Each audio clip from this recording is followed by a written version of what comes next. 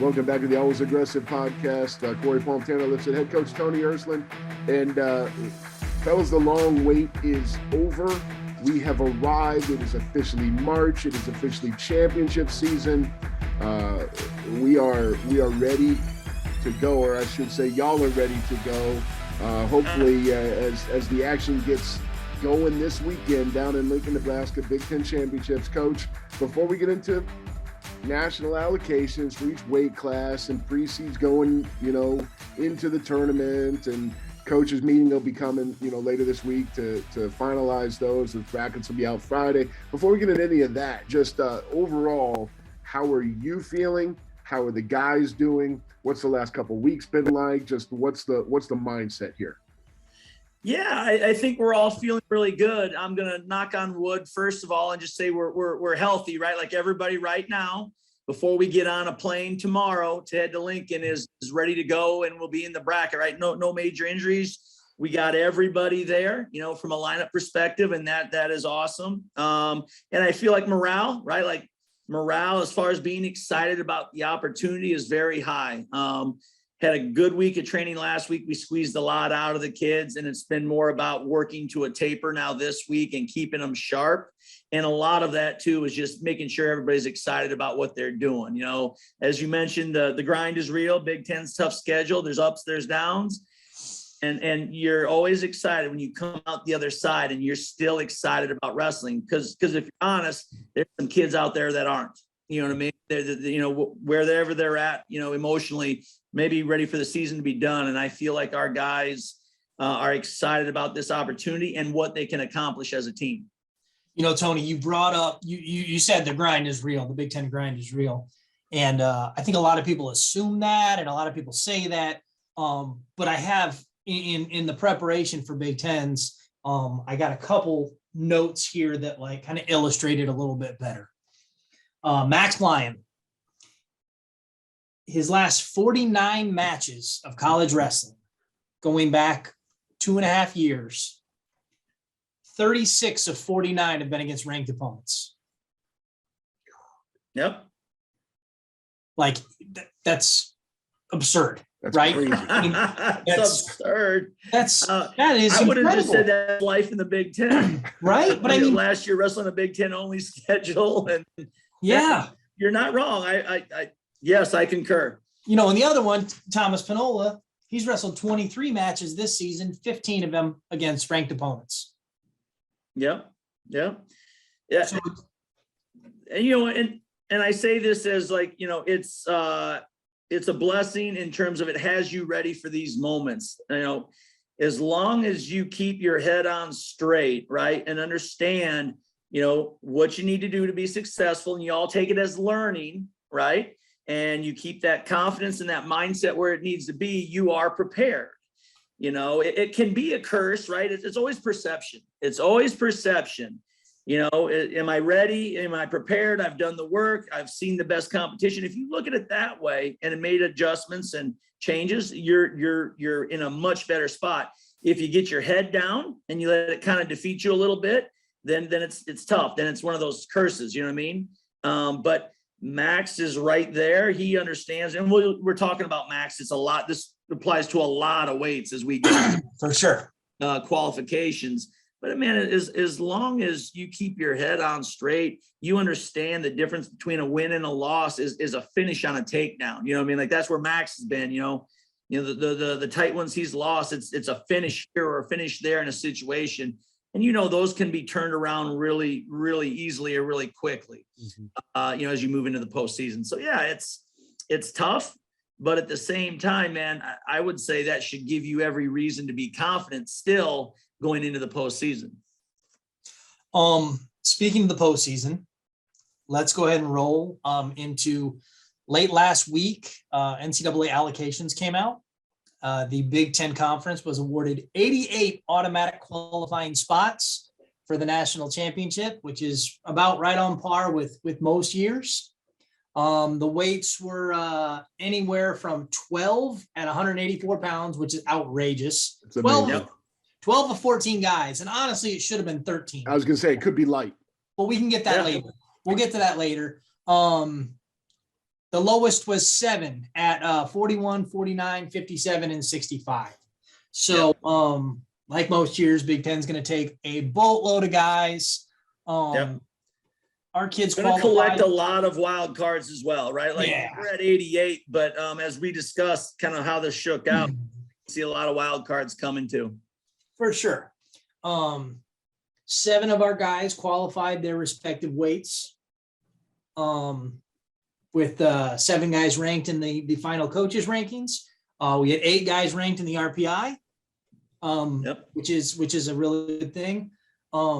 Overall, kind of what were your impressions of the allocations, and we just talked about the grind of the Big Ten, obviously, so we don't need to dive into that further, but just the overall impressions for what this weekend means.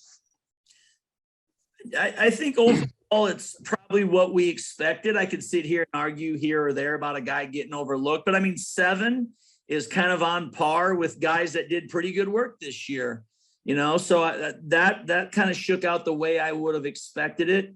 We had a guy or 2 get overlooked. I mean, that one guy, just from an overall perspective, Hayden Lowry didn't start this year with us and had the RPI like we thought he would. I felt like he got overlooked based on who he had beaten during the season and kind of what his overall season was. So a little disappointed we didn't get 8 qualified outright. But hey, he's going to have his shot, based on the bracket and everything else. He's still going to have a strong opportunity to get to the national championships. And that's all you want. You know what I mean? I mean, it's the Big Ten championships, but you still got to look at it as a qualifier, right? Like the goal here is to still come out of this tournament in the best possible position to make it to nationals and still compete for national championships and All-American honors. Like that's the goal for a lot of, these individual young men. Clearly you want to do well, you want to be greedy and get everything you can, whether that's a Big Ten championship or third, if you hit the backside. But hey, man, make sure that we give ourselves a chance to be in Detroit as well in 2 weeks. So every sport, this is not unique to wrestling. Every sport is chasing the idea of a perfect national qualifying, scenario. Yep. But there's no way. We're never going to get there. Nothing's perfect. Right. That being said, you talk about a guy like Hayden who didn't meet the threshold to qualify another spot at 165. I guess, what are some of your thoughts on the allocation process and kind of where we stand as a sport from that perspective? Well, I think it's getting better. I like a lot of the things we're doing. If you look at this kind of the data, that we're going, I think there's strong evidence overall that you're getting the right people. We're still fairly new to seeding all 33 out and who lands on the podium from those numbers. So I don't know that I feel comfortable in telling you how that completely works because the sample size is still small, right? But I do feel good overall about where the qualification process is now versus years ago, say 20, 25 years ago when I first started coaching. And what that looked like, I mean, it was not uncommon to, go to a championship and, you hit your numbers, right? However many, 7, 11, 12. And then people go in a back room and vote on wild cards, and you'd see guys go, even though there might've been 2 or 3 guys placed ahead of them. I mean, that was happening. And now you've seen less of that. So I think it's improved. Perfect. No, you know what I mean? But I think we're in a better spot, and time will tell as we see when they seed this out all the way through, if that's a good indicator of getting it right. You know what I mean? I think a lot of this falls into scheduling. You look at the, because at the end of the day, it's math, right? Yep. You got to hit certain points. And I think you can, you've seen a little bit of this in men's basketball. You're starting to see it, I think, invade our sport, and the fact that scheduling has become a crux of how we get here. Yeah. How has the allocation process kind of changed the way you look at scheduling? And because we've spent time this week looking at our schedule for next year and trying to work on dates and tournaments and so on and so forth. And so As this data comes out, while you're planning for 22, 23, like how does it impact your decisions and where your brain is? Yeah, I mean, right, you're trying to get as many D1s as possible. So that's where you start and end. You're going to need the 15 D1 matches or the 8 for a win percentage. And so you try to find a schedule that is going to allow you to get your 15 matches against D1s, a D1 schedule, as well as opponents where you can collect your win percentages, especially knowing that some weights in the Big Ten, or most, are very, very deep, and it's tough to have that 70% or higher threshold to qualify the weight. So you're balancing that out, and at the same time not beating your team up. I know at one point now we're down to 8 matches, and that was with 6 divisional opponents and then 2 cross division matches. We thought that was a good thing, because going 9 or 10 or more, it beats you up, and you're still trying to get through the season. All of these components to get your kids qualified, is from a weight perspective, still be in good shape physically, and meet all of these trigger points. And it's not perfect, because remember, it's 10 individuals. You don't qualify as a team. So while one kid may face a very friendly schedule where, he got a lot of wins, that other guy 2 weeks from you or whatever could have seen a brutal schedule, as you just mentioned, like a Max Lyon or a Tom Panola or anybody, so you can schedule teams with these things in mind, but it's not going to shake out for everybody. It just could fall where, man, one guy ran the gauntlet in terms of his non-conference schedule, and now he's got a Big Ten schedule that's brutal too, right? So his record's going to look different because he wrestled everybody in the country who's ranked, where another guy could have had been a really friendly schedule non-conference wise, and looks different on paper. So that's why, going into these, we're going to seed out, and at 84, you're going to have 12 guys that are able to go. But man, truly, this is where you can throw seeds out the window, because these matches were all tight. And as we looked at it, man, we had headaches from trying to seed to 84. I mean, that was just brutal. So, that's the fun part, for me, like, hey, we're all going to make our own luck here. We got a chance to peak now and do our best wrestling. And that's all you can focus on, not what happened, the previous, 3 or 4 months. Let me jump in. I saw the aftermath of you guys mapping out 84 on Tanner's whiteboard. It looks like something from that movie, A Beautiful Mind. It gave me a headache. I glanced at it for 30 seconds and I'm like, what the hell? Yeah. I heard a rumor that seating 184 pounds in the Big Ten has replaced waterboarding as torture in some countries. Yeah. It was mind numbing. Like you could spend weeks on it and never get it right, because the round robin of who beat who and so on and so forth was insanity.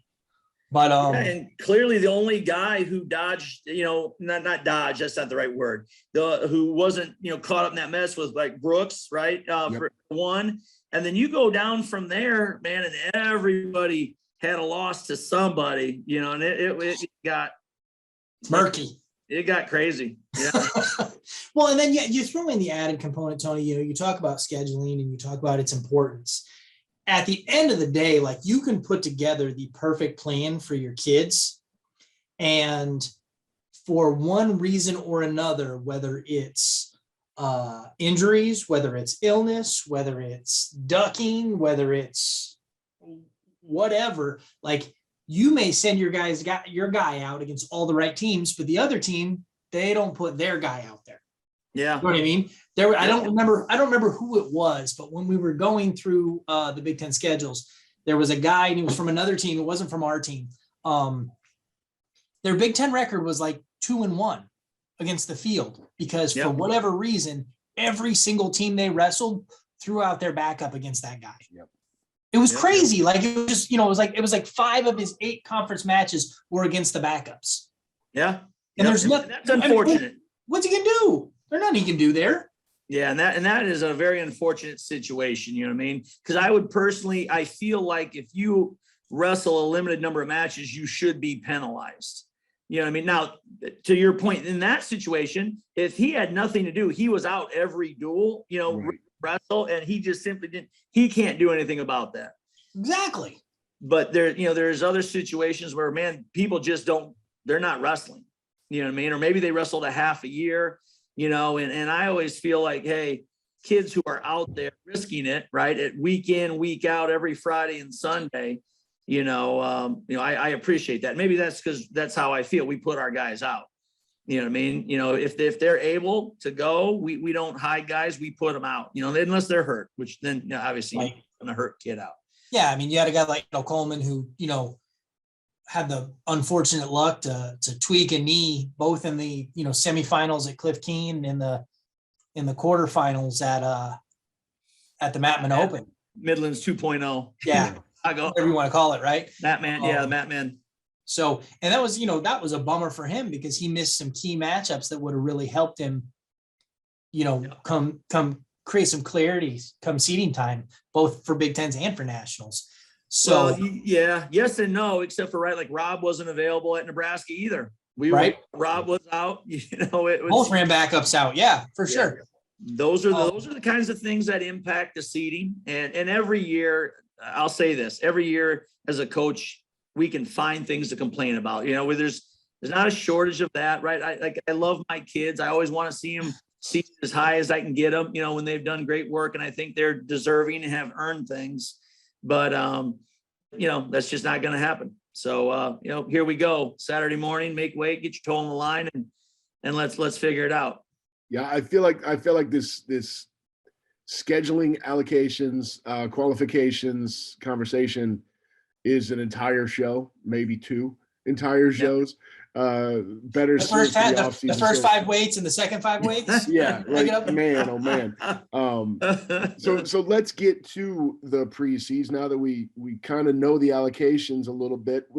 And I think we started 25 where D Schroed got the 5 seed coming in. Looks like a fair seed, frankly. When you look at that weight, it is ridiculously deep. And as much as anything, it's a throw it in the blender, see what comes out. What do we think about 125? Tony, I'm gonna go first on this one. I'm gonna skip you. Go ahead. 25 was crazy. 25 was, I think, the second hardest weight to seed, with 84 being the hardest. Yep. And the reason for that is because after Nick Suriano going undefeated, at the top spot, after that, you had a mix of either guys who wrestled a limited schedule or guys that beat each other in some sort of round robin fashion. And I'm really curious to see the votes when we get in the room with the coaches on Friday, to see how everyone seeded that, because it's wild. You've got Barnett who beat Schroeder and Ayala who beat Schroeder, but Schroeder beat DiAgostino who beat Barnett. And then, Devon's never lost to Malik Heinzelman who beat Drake Ayala. Mm-hmm. So you can keep going in circles and drive yourself absolutely mad looking at these things. And so, and this, I would love to hear you speak to this, but this is where I wish we would get a little bit more direction from the conference as far as what matters in seeding criteria. First thing, this is most important, head-to-head results. Yeah. National rank is next important, so on and so forth.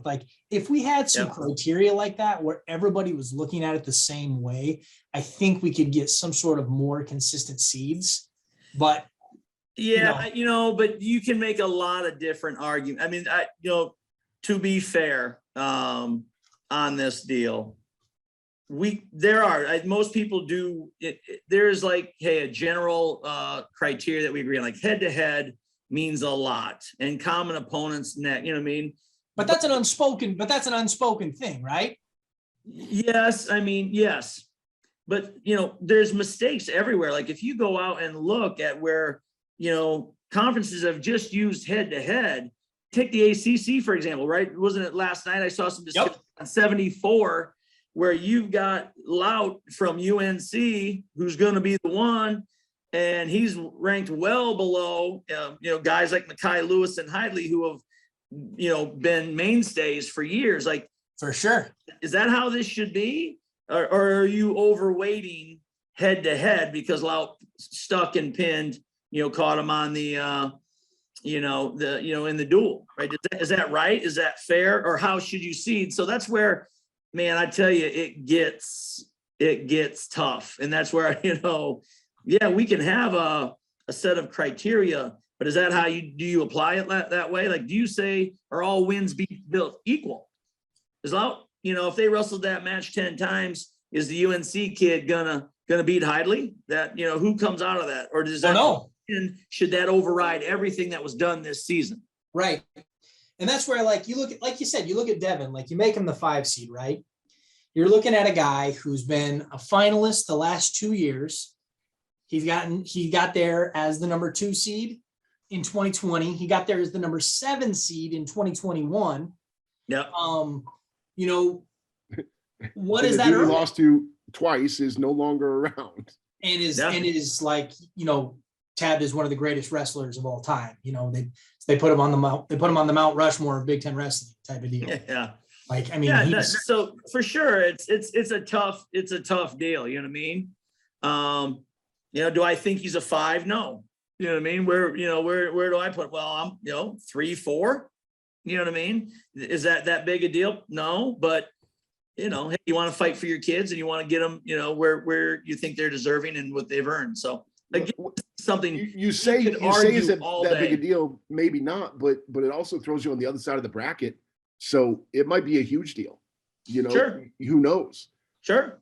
Well, yeah, because a lot of it is matchups, as we talked about, the way that, A beat B, B beat C, C beat A. A lot of this is matchups.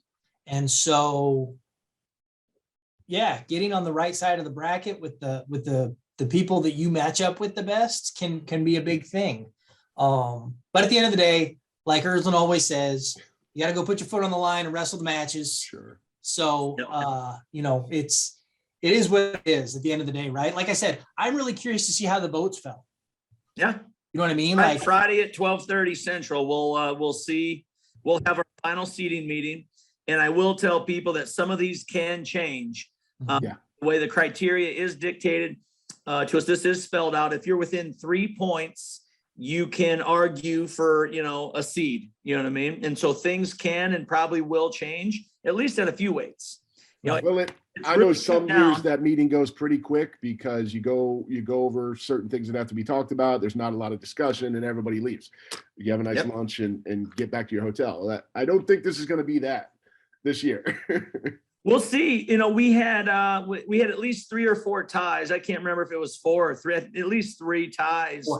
4. Was it 4? Okay, thank you. That we had to settle. So like we sent our pre-seeds in on Friday, and Saturday I got an email that said, hey, here's all the athletes, and they listed them and sent their records. Break the tie. Reseed this, yeah. I voted and then it came out. So we don't know again how close the points are yet. We haven't seen that.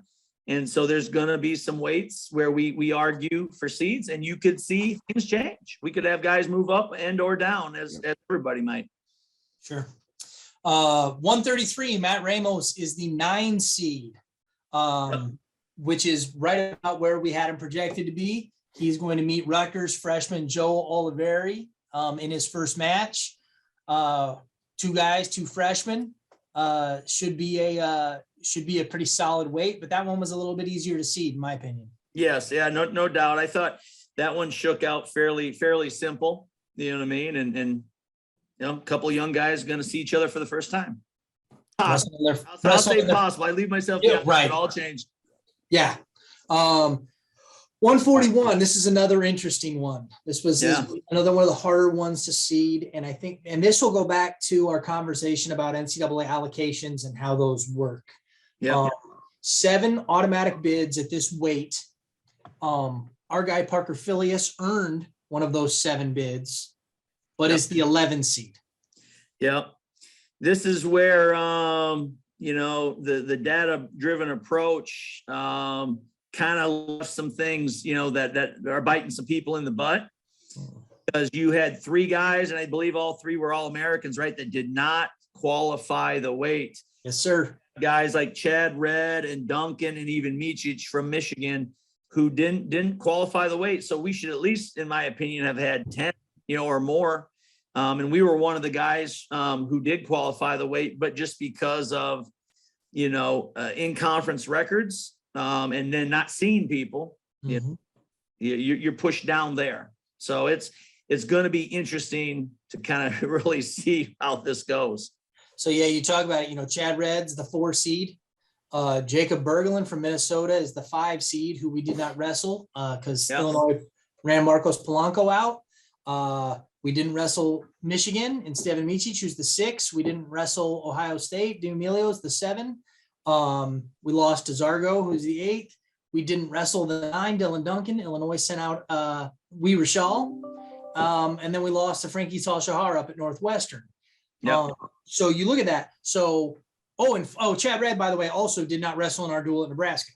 Correct. So you got 4, 5, 6, 7, and 9 ahead of us who we did not have the opportunity to face. Yep. And 3 of those guys did not earn bids for the conference. And while Parker's right where we thought he would be, it definitely leaves you with a lot of questions. And, I guess that my question would be, this leads me to this question. You talked earlier about how dropping the number of conference matches to 8 was a good thing. Lessens the grind, lessens the, we wrestle such a tough schedule, why beat ourselves up a little more? But then you get to this scenario where a few more matchups might iron things out a little bit better in a few different ways if they saw more people. And so now I'm going to flip that question back at you that way. Well, yeah, but you can't control it. I mean, we would have seen at least 2 of those guys, right? Like Duncan and Red were on the schedule. And if we see them, how does that impact us, right? Probably if you win, let's just say you have 2 opportunities to really move yourself up. And, it's a non-issue in terms of us being inside the number or whatever, like you just can't control these things. You can't ever control who's going to be in front of you. Right. And we talked about that as a group. Like I don't want guys looking at pre-seeds now. We talked about this last week. Like, don't look at the pre-seeds, and then certainly don't look at the bracket, ahead of time, because the only thing you can do is face the guy who's in front of you. And if you expect somebody else to be there, all of a sudden he's beaten, gone, or he got pinned or whatever. Now it's a different guy, and now you've got to change mentally, with your thinking or how you're approaching things. So again, man, to me, it's wasted energy, and I'm not into wasting energy this time of year. I'm into conserving energy for the fight that's in front of us, right? Like we got a lot of fights coming Saturday, Sunday, and I'd prefer just to save my energy for those fights, especially when, hey, Chad Redd wasn't there, Duncan wasn't there. That's out of our control. Would we like a couple other ones back that hurt us? For sure. Parker would want those matches back. I want back. But all you can do now is make sure you're ready for the next one. So I guess that's where I always land, for you guys and other people to debate. It's fun for the media. That's why they put them out. But man, I can't control it. I waste energy on it. I hope nobody else is either, on my team anyway. So I'm glad you said you're going to leave it to us to do that, because this is the weight class that made my face the most red when I saw it come out. And I'll stay off my soapbox as much as possible. The good news is there are 7 allocations, but there's 5 at-large bids in 41. Yep. And I got to think 3 of those should go to Big Ten guys. Now, will they? I don't know. But I've got to think at least 3 of those should go to Big Ten guys when it's all said and done. The problem is you don't know that going into this weekend. So the only thing is you've got to finish 7th or higher to punch your ticket, to use the old cliche. And I know the previous inhabitant of Tanner's job, her head just exploded that I used that term. But you have to go out and do what you can do and not leave it up to the committee who decides how those 5 get selected afterwards. Yeah, no, there's no doubt. I 100%. Like I said, I don't want to waste energy on his number, but this is where I also go back to, and maybe it's just because in this situation, right, it pushed us down in the seedings, but do you weigh head to head? Is that everything, right? Is that, because we lost a couple matches to guys that I can't argue. We lost the guys head to head and that pushed us down. Yeah. Okay. But then we also have some really good wins on our schedule. Like if you look at our schedule, man, we beat Willits, who's a top 10 or 12 kid in the rankings from Oregon State. And we were in the bracket with Tal Shahar, and we placed and we were in the semis in that tournament, and he didn't. Right. You know what I mean? So with common opponents in a similar field, we had succeeded, or at least to a higher degree than he did. And that's why you get these wonky seedings sometimes at Big Tens that don't match rankings nationally, right? Like there's a lot of kids who could be ranked below us, but they're seated above us here because we lost the head to head, and we weigh that pretty heavily. So again, it's not perfect, but I think it's better than where we were, a number of years ago. Yeah. Let's keep moving. 149, Alec White, the 14 seed, had a tough run from the fact that, you look at the fact that he was injured in the first match of the year in what I still feel was a very unnecessary fashion. Had to jump back in right in the meat of a Big Ten schedule. But a guy that,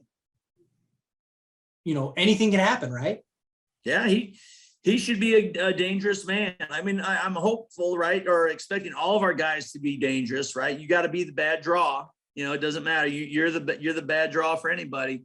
But truly, you think of his year, like first match, ankle, bam, terrible, surgery, out for a couple months, back. You're inserted during the middle of the Big Ten season in that grind, right? And you just got to make the best of it you can. So truly, he's been training now like it was his November. So he's got through November and he's got match experience and he's in shape. Like he needs to go out there and let it rip, be the dangerous guy. Forget the rest of it. It wasn't what you wanted, but it's your senior year and here we are. You still have a chance, right? Here we are with the ups and downs to go into the Big Ten championships and make something for yourself. For sure. 157, our highest seed of any weight class, Kendall Coleman, earned the number 4 seed. Another guy, we talked about, Kendall's had some bumps and bruises and hasn't been able to wrestle in some matches. So, that's probably as much of a product of his 4 seed as anything else. Yeah. And again, this is where you can, like I said, we're going to wrestle. But I can sit around and make an argument for 3. We didn't face the 3. We had common opponents again at Vegas, where we had a guy from Wyoming that we beat that Luan had lost to. We didn't face Rob. He beat Rob. I assume something like that was a deciding kind of match in how those turned out. So, but again, hey, we didn't see him. What do you want to weigh out here? You know what I mean? And how do you value it? Right. So it's Kendall's a guy, placed top 5 the last 2 years, second in 2020, 5th last year. He's a 2-time national top 10 seed. Obviously going to be a dangerous man, both in Lincoln and when we go to Detroit. No doubt. Kenny's always dangerous. You know what I mean? Again, and I'm knocking on wood, everybody's healthy right now, right? And that's a big deal. Healthy and excited for what's coming. So that's what you need. 65 and 74, we both drew the 7 seed. A huge accomplishment and statement for sophomore Hayden Lowry. It's a guy who wasn't in the lineup first half of the year. Jumped in as the starter in December against Iowa State and has put together a solid little resume. Wins over Dan Braunagel, win over Cale Carlson, put up 12 points and a nice win over David Ferrante up at Northwestern. Worked himself into an RPI. Mm-hmm. While he did not qualify the weight, he is seated within the 7. So kind of a opposite situation of Parker Filius. No, absolutely. Not excited for Hayden. He's wrestling well, as you mentioned. He's another dangerous guy in the bracket. He's got some the ability to score, right? He's got some nice attacks, and he's done well against good competition. So really excited to kind of watch him in this tournament. Absolutely. I'm pulling for him. The other guy there, Garrett Ninehouse, the number 7 seed at 174 pounds. Another crazy round robin of this guy beat this guy and this guy beat that guy. I thought 7 through like 11 was kind of crazy and all over the place. But, Garrett qualified the weight, has easily the best wins of a lot of those guys with his win over Mikey Labriola. He should have another great shot to get back to nationals. Yeah, he's faced you talk about one of those guys who's wrestled everybody. He's a lot of people this year in that bracket. And again, he's talented and dangerous. And so if he's out there letting it rip and stays dangerous, he'll be a force in the weight. He'll be a guy that could definitely upset some people maybe that are seated ahead of him and move up that podium. 184 pounds. Max Lyon is 12 spots available. Max is the 13 seed. Crazy enough, he's got wins over the 4 seed and the 10 seed, but then also had losses to the 5, the 9, the 11 and 12. So, and that was, as Corey said, he looked at my whiteboard. That was everybody, right? That was 4 through 13. There were guys who beat this guy, but lost to this guy, and it was all over the place. But at the end of the day, these guys are all going to have to wrestle because they're going to wrestle this thing all the way to 13th place. Yep. Yeah. That's a heck of a deal, ain't it? And there's so many close matches everywhere. It's gonna be really interesting to see how it shakes out. Max has been a guy, he's been there, right? He's placed the last couple of years for us at Big Tens, you know what I mean? He's always, he's a guy who's been through the battles and always does his best wrestling at the end of the year. So I expect him to turn some of those close losses around and be right in the mix, with those guys. 197 pounds, Thomas Panola, the number 6 seed. Tom got off to a really red hot start for the season. He hit a bit of a lull in December and January where he had a lot of really tough opponents right in a row. And then finished strong with 5 straight wins to finish the regular season. He's got to be as dangerous a guy as we've got going to Lincoln. No doubt, man. He's right there again. Very, very consistent in what you get from a performance and effort and everything else from him. And that's key this time of year. That consistency is what pays you back. And so I'm excited to watch him. And even on a national scale, right? Like I think, his Big Ten schedule is one thing, right? It's just kind of a microcosm of his consistency. His national wins are very good too. So you put him in a national bracket with wins over some of those guys like Woodley and the Deprez guy, he stacks up well. So that consistency he's shown all year is going to pay him back. I definitely agree with you. I think so. We'll see how it shakes out. Right now, he's projected to face Cameron Caffey in the in a quarterfinal, and that would be obviously he's got a dangerous opponent in Maryland's Jaron Smith in the first round. That weight goes pretty deep. I think there were 11 qualifiers at that weight, so it'll be really fun to see how 197 shakes out. I think it'll be one of the more entertaining brackets, I think, for the weekend personally. Could be. Last, certainly not least, our guy Michael Wolf, the 11 seed at 285 pounds. This was one that was relatively, I should say, easy to seed, just because it fell together nicely. Going to be 9 qualifiers at this weight, so that means you're going to have the top 8, and then the 6 guys that don't make the podium will wrestle a backside bracket for the final qualifying spot. I think that situation in itself has got to make Michael Wolf a dangerous man. Well, I mean, with his style, he's just dangerous, period, right? Like we've said all year. And I'm just excited for him. He got a year back. I think he feels really good. He made it through the year. I mean, we've talked about his story enough so people kind of know, like, the fact that here he is, he's a senior again, an opportunity, in a major tournament like Big Tens, and he is a dangerous guy anyway. Like, I'm excited just to watch him go out there and throw everything he's got at some of these guys, guns a-blazing, because what else does he have to lose? You know what I mean? So, truly the definition of a dangerous guy in a pinner to boot. They're not going to take away his opportunity to get a PhD in chemical engineering, no matter what happens this week. No matter what happens. Yeah. My man came off a 6 years of work or whatever. So I think he's pumped to be where he's at and have this opportunity. And that's, like I said, that's all you want for these guys, is they're excited and they want to make the most of that opportunity they have.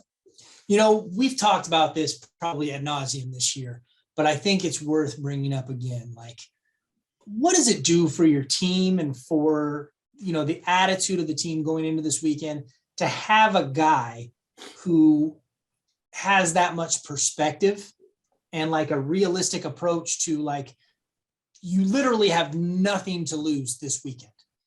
Yeah. What it does for your team is the key part of this, right? It's team, because this time of year, it's really easy just to get centered on yourself, right? And I don't always think that's a good thing, right? Like, you do all of this hard work all year, and everything you talk to your guys about is bring that hard work out.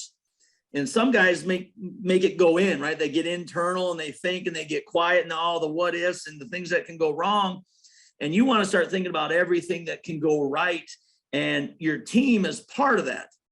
And so how he's impacted the team is a great thing. I think the word that's been used out there, it makes your world bigger, right? There's more reasons to fight, more things to do for you and your teammates, and it keeps you from going internal. And that's what you want. You want to bring everything out. I want to be excited for what I can do and what the team can do. And I think Michael's been great for that as well. That's my impression of what he's done. And a lot of our guys, not just Michael, you know what I mean? But so many of our guys on our team, you think about why, go all the way back to why Max Lyon and Devin Schroeder came back, right? It wasn't just for them. It was their teammates and that experience. And I think those things are incredibly helpful this time of year. There's more reasons to be just excited than just for yourself. And that's where you see a lot of guys do their best wrestling. I know Christian Bruner did some of his best wrestling his senior year, and he often talks about he was as much focused on the team that year as he was himself, and it allowed him to free up and do his best wrestling because he wasn't sitting around just thinking about himself. He was thinking about his team, and that opened him up and made him a better wrestler. And that's what you want this time of year. You want more reasons, to bring all of that out, that hard work and everything you're doing, and then reasons to fight for things. So that's where I think Michael's had a great impact, as well as, like I said, other guys that we've just talked about, Devin, Max, and a lot of other guys on the team. It's a good thing for your team this time of year. Absolutely. One last thing to talk about, in this seeding conversation to throw at you. We have had a really nice trend over the last 2 years with 8 guys placing in both 2020 and 2021. Another statement that obviously is incredibly positive and something that, we're trying to make a trademark of this team is guys wrestling at or above their seeds. Mm-hmm. You earn your seed on the season, and then you go out and you try to, meet it or exceed it. And 12 of our 16 placers over the last 2 years have either met or exceeded their seed at Big Tens. And we've got some great scenarios where, the tee is set to do that again. How do you instill that mindset in your guys? I just think it's knowing that it's a reset now, not a complete do-over, right? Like, all of your hard work to this point should pay you back, but there's never anything written that a November loss, a December loss, a January loss affects what March can be for you. Understanding that as an athlete, that this is part of the journey, and to use that old coaching phrase, right? The process, this has been part of the process. It's a part of the journey. and you learn from it and you move forward, and that loss in, say, January or December doesn't have to mean a thing in March. And that's what you try to instill in your guys so they understand, hey, go out, still got my opportunity still there. You know what I mean? It's in my hands, make the most of it. Corey, anything else on Big Ten seeds and how we got here? One quick note on heavy, like you said, they're going to do the backside bracket for 9th. That's another one of the weight classes that has 5 at-large selections hanging out there. So not only winning 9th, it could be huge, but getting to the final of that backside bracket could be massive as well for the 10th place finisher, putting themselves in a really good spot for an at-large selection. I think we've covered everything I wanted to coming into today, Coach. And then some. You feel good about the show, as good as you do about the team? Yeah, like I said, there's a lot there, right? We could go in circles. I really do. Like I sometimes wonder as we went through this show, you almost talk in circles, or at least I feel like that, right? Like 184, we went in circles. Did I make any sense? So I do apologize on some level to people, but hey, it's fun, right? I love it, and we get a chance to settle it, which is the ultimate thing. So it's been a great year, and yes, I've enjoyed it. Enjoyed this show. Hopefully people got something out of it, understand how we go around and around with some of these things and how we view them, but it should be a great weekend. I just hope that nobody watches this and has a thought to like the scene from Billy Madison, where the guy, at no point in any part of this conversation, your incoherent ramblings make any sense. And we are all dumber for having listened to it. I award you 0 points, and may God have mercy on your soul. Great clip. Yeah. As long as nobody has that reaction to the show, I'm good. I love it. Yeah. But no, it's great. We're excited. And as I said, this time of year, to be excited and prepared is where you want to be. We'll travel safely to Lincoln. Good luck this weekend. For those of you who, like me, can't make it to Lincoln, coverage all day Saturday on the Big Ten Network.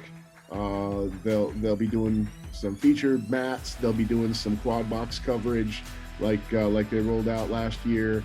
Should be fantastic. The last couple years, they've really ramped up their postseason coverage. So you can see Boilermakers all weekend long on the Big Ten Network. Check it out there. If you can't see it on the feature match, Big Ten Plus definitely will have that access as well. So, boys, we'll leave it there. Like I said, travel safely to Lincoln. I know you leave soon, and can't wait to get back next week and talk about all the results. Till then, boiler up.